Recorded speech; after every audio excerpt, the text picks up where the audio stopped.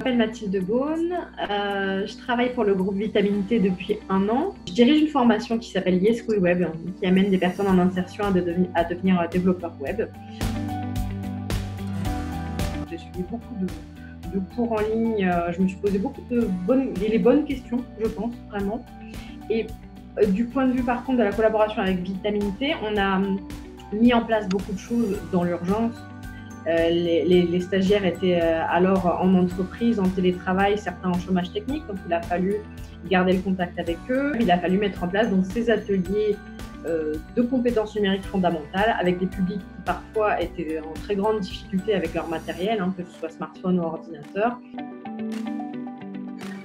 On n'est pas implanté spécifiquement dans les QPV, par contre les publics qui habitent en quartier prioritaire, on les connaît puisque ce sont souvent des publics qui font partie d'IAE, insertion par activité économique, un facteur qu'on prend largement en compte, nous, pour le recrutement ou l'intégration des personnes dans les programmes d'apprentissage.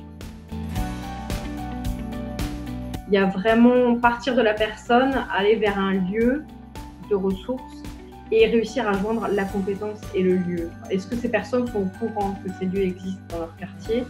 Et est-ce qu'elles se sentent légitimes de pousser la porte aussi de ces lieux? Donc on a beaucoup de barrières à abattre et à escalader, et on ne peut le faire évidemment avec ces personnes.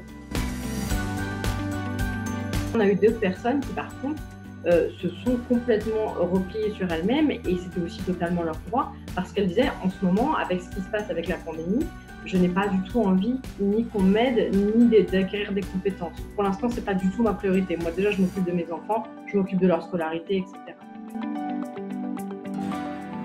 Au-delà de la montée en compétences des personnes en insertion ou des personnes des quartiers prioritaires, je pense qu'il y a aussi une montée en compétences des personnels encadrants à mener, et également, là je pense à tous les accompagnants, les coachs, les employés des différentes instances sociales qui accompagnent les personnes des QPV.